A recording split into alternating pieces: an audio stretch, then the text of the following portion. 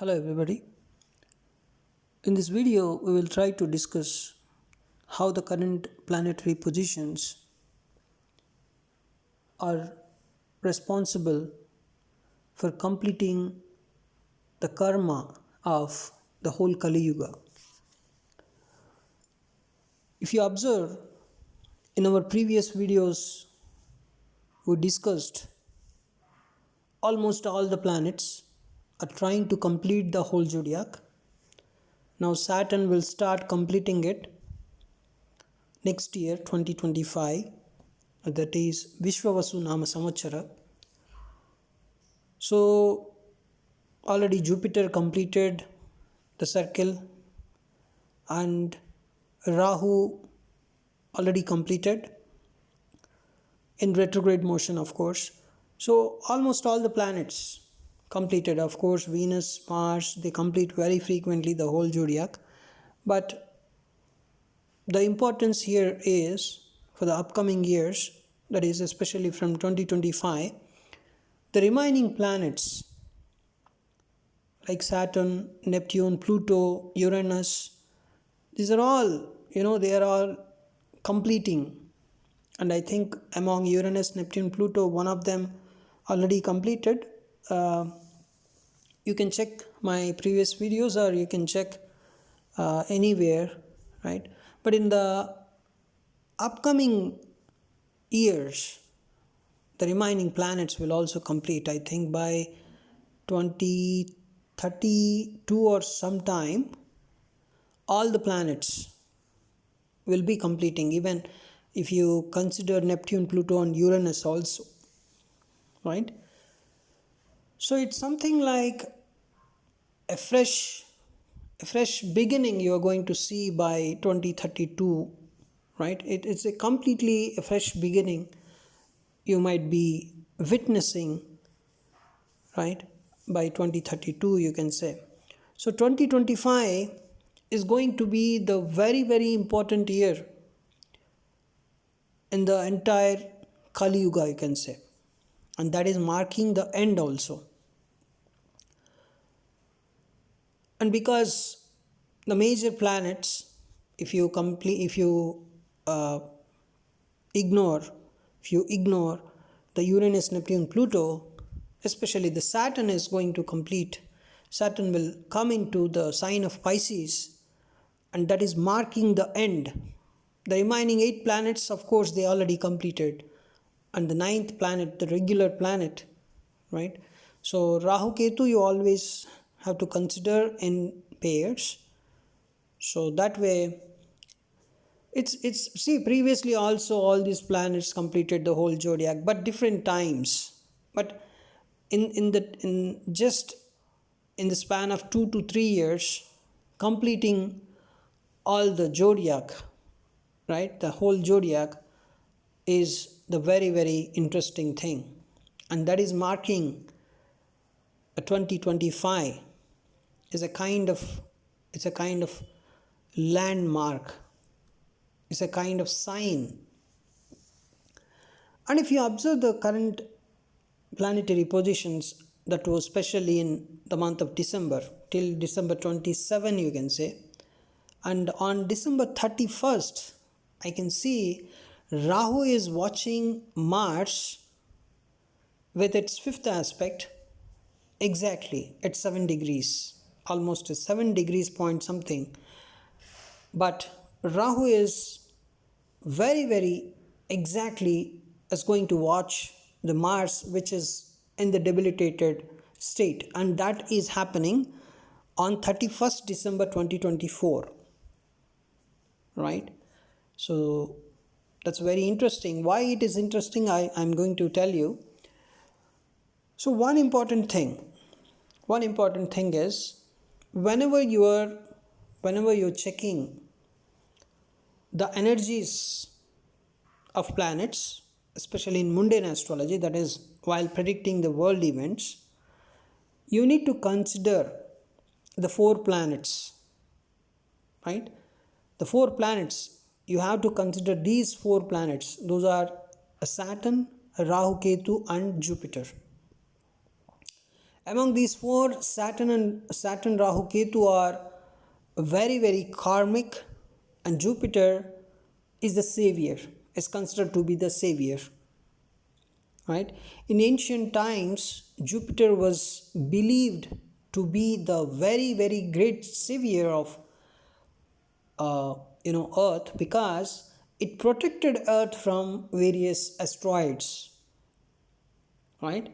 So in ancient times, this was a great belief that Jupiter was a savior. Now, even now also, Jupiter is considered to be a savior. It has the savior energy. So whenever you try to predict the world events, Rahu, Ketu and Saturn, they have some kind of malefic energy. Whereas Jupiter, if Jupiter has some good dignity, you can say it's going to protect from that danger. Currently, Saturn is transiting in the Shatabhisha nakshatra,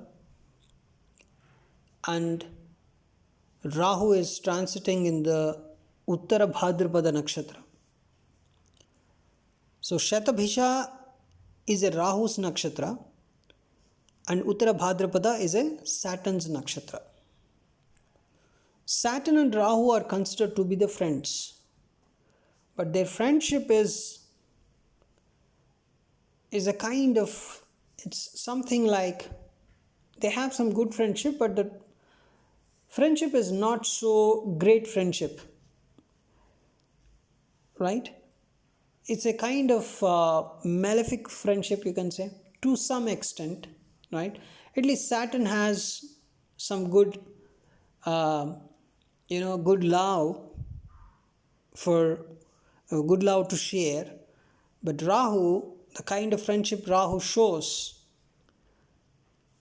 is a kind of it seems to be a kind of attraction. It's not a complete love. It seems to be a kind of addiction, but it's not a great friendship. So such kind of it's not a very, very great friendship, you can say. Right? Because both of them have their own goals, their own things to be set up.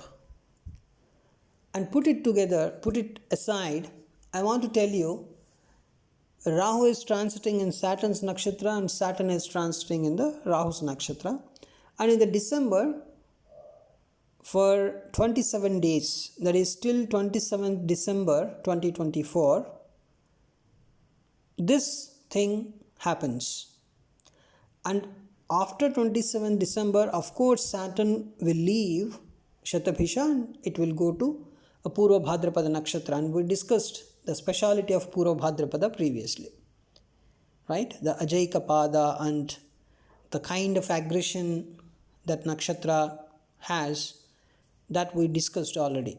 I will make another video again after 27 December.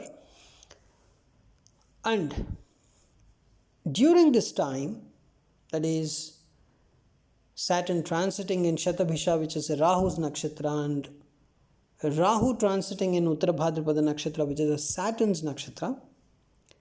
At the same time, Mars is transiting in the Pushyami nakshatra, which is again a Saturn's nakshatra. Saturn has three nakshatras: Pushyami, Anuradha and Uttara Bhadrapada. Now, Mars is in the sign of Cancer, in the sign of Pushyami. I'm talking about the 27 days of December, right? So, in these 27 days of December, this is what happening. And Ketu, of course, is in the nakshatra of Uttara Falguni. Uttara Falguni is Surya nakshatra.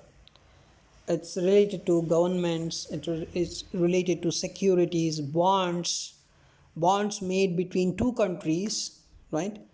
So, as Ketu is transiting there, during this period, you can observe the kind of agreements or the kind of bonds made between between the countries actually go a kind of non-directional. They don't have a very good direction, right? So that is the behavior of Ketu, because Ketu does not have direction, but without direction it tries to find the direction and finishes the karmic baggage, right? That is the speciality of Ketu's behavior. And even the bonds made among the countries during these 27 days, actually they seem to be directionless, but ultimately they find direction and finishes the karmic baggage of so many countries. Put it aside. Now Mars is transiting in the sign of Cancer in the nakshatra of Pushyami, is craving for wars, because Mars does not have much energy in the sign of Cancer. So it's something like it is very hungry for wars. It's very, very hungry for wars. So see, when Mars is in the sign of Capricorn, it is very, very energetic. That means it has a lot of energy and it can do wars. That is Mars behavior in Capricorn. But whereas when Mars is in the sign of Cancer, it's something like craving, right? Craving for wars. Craving for wars. It wants wars. So that kind of energy, it emanates on the humans. So craving for wars, but it's not.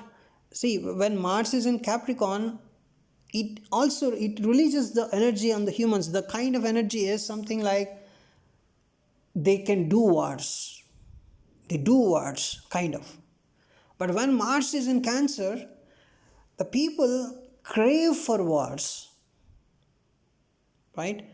When you ask them, they want wars. Even the world leaders, they want wars. I want war. That kind of behavior you can observe from all the world leaders, right, in these 27 days. And that craving for wars will go to its peak on 31st December 2024. It's because Rahu is going to watch Mars with its fifth aspect. So Mars craving for wars, watched by Rahu, because Rahu can expand, Rahu can give some kind of malefic element, some kind of malefic energy, right, to be added to the Mars craving for wars on 31st December 2024, right? Why? Because on that day, Rahu is going to watch Mars exactly with its fifth aspect, right? So now Saturn and Rahu, what they are doing? They are sitting in each other's nakshatras. What they are doing? They are communicating with each other. They are helping with each other, right? So it's something like Saturn is transiting in the sign of Aquarius, and it has got a person like Rahu to communicate and also to get its work to be done, right? So in that case, Saturn is trying to complete its karmic balances of different people, different world leaders. So as Saturn is in the sign of Aquarius, the natural 11th house, the fruit giving house, or you can say the results giving house or the punishment giving house, right? It's basically the results giving house. The results can vary. The results can be something like the results can be punishments, or the results can be a very, very delicious fruits, right? Can be anything based on the karmic balance. But as you can see, it is the ending of Kali Yuga, as we talked about. So what happens? So if you observe the kind of energy running all over the world, it's a bit chaotic. So from that also you can deduce that Saturn is punishing a lot of people. It's going to punish a lot of people, right? During these 27 days also. But after that, again, Saturn will go to Purva Bhadrapada, and we already made a video on that. Again, I will try to make another video on that. But the whole scenario is like this. In this whole scenario, as there is some chaotic energy observed, people look for Jupiter, what Jupiter is saying, how Jupiter is behaving. Jupiter is in the sign of Taurus. Now it's transiting in the sign of Taurus. Taurus is the sign of resources. Taurus is the sign of resources, and that too, Jupiter is transiting the beautiful Rohini Nakshatra. Rohini Nakshatra is the nakshatra of resources, is a nakshatra of creation. Rohini is the pure earthy element. It's the something. See, if you think the whole zodiac, the whole nakshatra system, in terms of the earth creation, right? So Rohini is where the earth is created. Before Rohini, it was Kritika, that was a fire. So before the material becoming earth, it was fire, right? It was fire. And Kritika is basically Lord Subramania's nakshatra, right? Lord Kartikeya's nakshatra. Kartikeya, I can say, right? So Kartikeya's father is Lord Shiva. And Lord Shiva created Kartikeya, right? So, and Rohini is associated with the creation, the Brahma, the Lord of creation, you say, right? Rohini is basically, whenever you talk about Rohini Nakshatra, you talk about Brahma also, the Lord of creation. And Rohini is in the sign of Taurus, which is a pure earthy sign. It's an earthy sign, right? It's related to earth. And it is the pure earthy nakshatra because Rohini completely lies in the middle of Taurus. And Kritika, if you see, Kritika's first pada is in the sign of Aries, whereas 2, 3, 4 padas are in the sign of Taurus. So Kritika is acting as a bridge between Aries and Taurus. So Kritika has the transformation energy. Aries is fire, Taurus is earth. The transformation of fire to earth is bridged by Kritika, and Rohini is where the complete earth you can see. Right? Complete earth you can see. And very clearly, Rohini, see why I'm telling all this, Rohini has the power to create. Rohini is a pure earthy element. Why earthy element? Earthy element has the power to create. You can see earth. On earth you can see so many plants growing up, right? So much of population growing up. Earth is the powerhouse of creation. Earth can create the things. So Rohini has the power to create. So as Jupiter is transiting in the sign of Rohini, even though all these chaotic things are happening at one side because of the Saturn, Rahu is Mars, and also on 31st December, Rahu watching Mars with its fifth aspect, exact aspect. Even though all these chaotic things happening, the Jupiter, which is in the sign of Rohini, is going to create resources as well.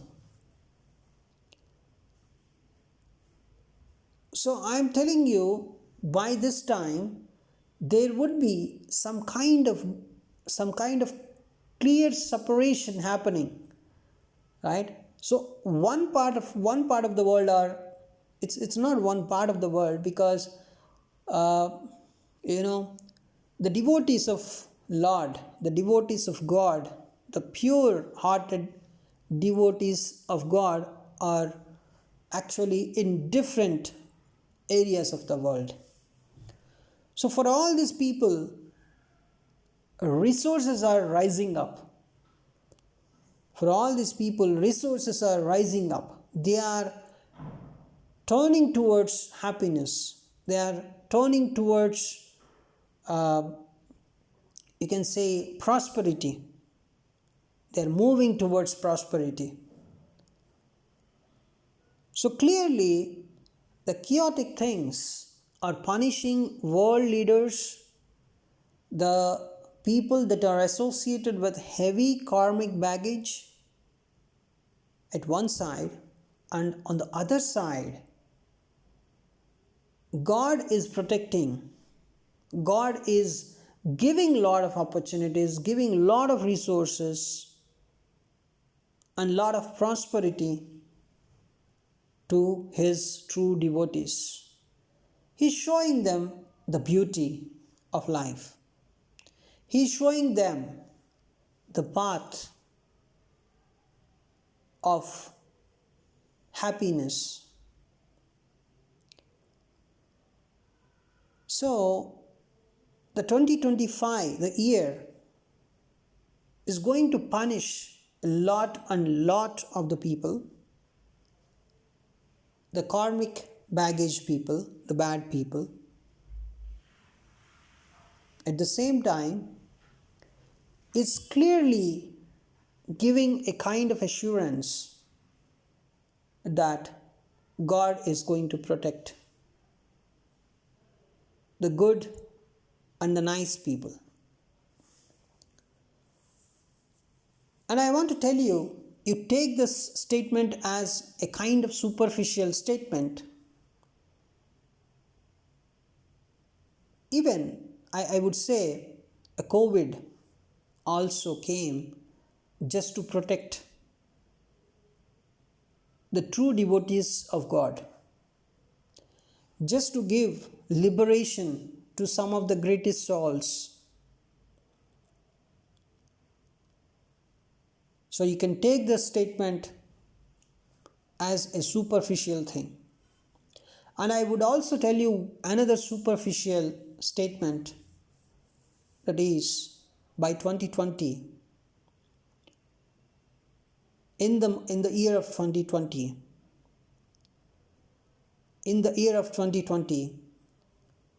the people, I would say, it's not people, the godly beings who were appointed by God,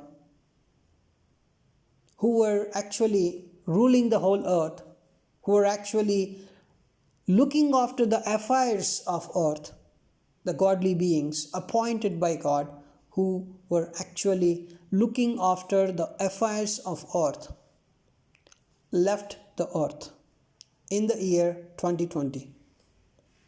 You can take this statement superficially. And a great being came onto the earth in 2020.